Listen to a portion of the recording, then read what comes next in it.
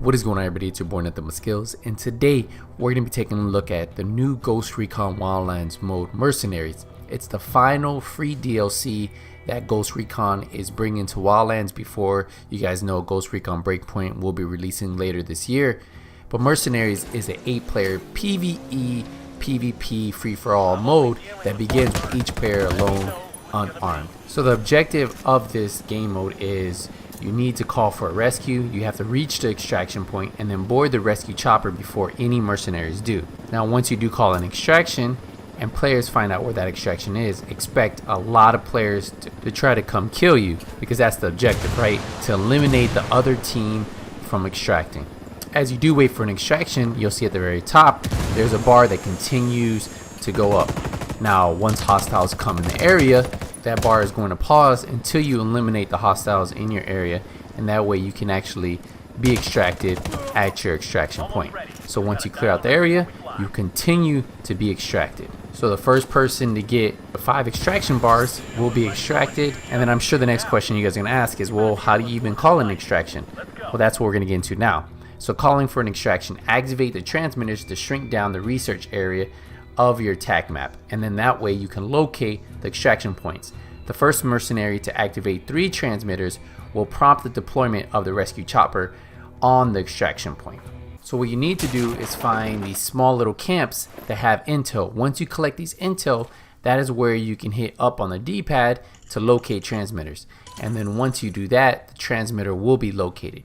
You will have to do this more than once. You have to do it a total of 3 times, and that way you can call in that extraction. And once you arrive to the transmitter, you just have to activate it, and then you have to do it 2 more times. At the top left, you'll see it says find and activate transmitters. Now mine says 1 of 3. Now the great thing about intel gathering is it can be used to request vehicles, locate rare equipment, and reveal your opponent's location for a short time. Intel can be found at the settlements.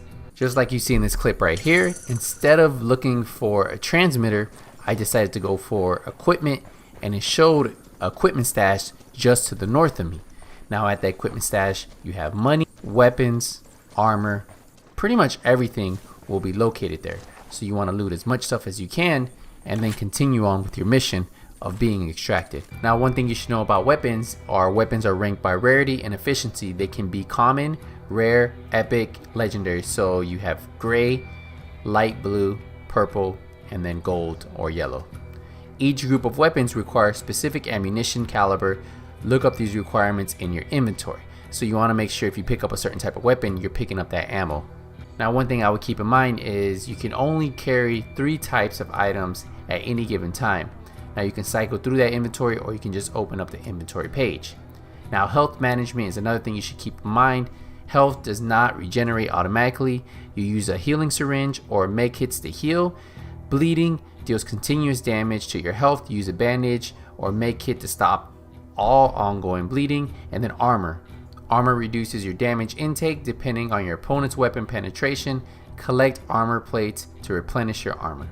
So that's definitely something new that we haven't seen before in Ghost Recon Wildlands. Players will now have that armor bar based on the gear that they pick up, right? And then you absorb a percentage of the incoming damage based on the penetration capability of whatever they're hit with. So if someone has a weapon that has a high penetration rate, that's obviously going to do more damage to somebody with armor, right? So just depending on what weapon they're shooting you with is how hard they will hit. Now also depending if they have armor on or not will make a big difference. Now every single weapon will cause a player to bleed, and that's what you'll use the bandages for, or you can use a med kit just to stop it all at once. Now the great thing about this game mode is even if you die, it's not all over. You still have a chance to come back and win it. So in this clip right here, I'm fighting a guy that I already killed. He came back, he ended up killing me, and then you're gonna see it says killed in action, but it also says redeployment in 5, 4, 3, 2, 1. One thing you have to keep in mind is when you are redeployed in, you start with no armor and no weapons but a knife. So you still have to loot up something, and in my case, I had just called in that extraction. I end up getting killed, so my goal is to loot some of these buildings around the extraction zone before I head in there to try to extract.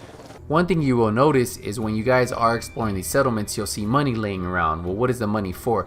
Well, technically it's a bounty, so the more money you have on you, there's a bounty on your head. The same with other mercenaries, so if you end up killing a mercenary who has a lot of money on them, you'll collect that bounty and you'll have that money. Now you want to try to complete a match carrying as much money as you can. The better your ranking at the end of a match, the more generous your prestige credits rewards will be. Remember, winning matches will also unlock exclusive customization rewards. Win 25 mercenary matches to unlock and complete the mercenary outfit. Our first impressions after playing Mercenaries is it's a pretty fun game mode, but it still needs a little work, and I'm assuming with a little bit of player feedback they can actually do a couple tweaks to the game mode to make it a little bit more enjoyable. I did notice players felt a little bit too tanky, and for a game like Ghost Recon Wildlands, whether you played Ghost Wars or not, you know players usually drop pretty quick.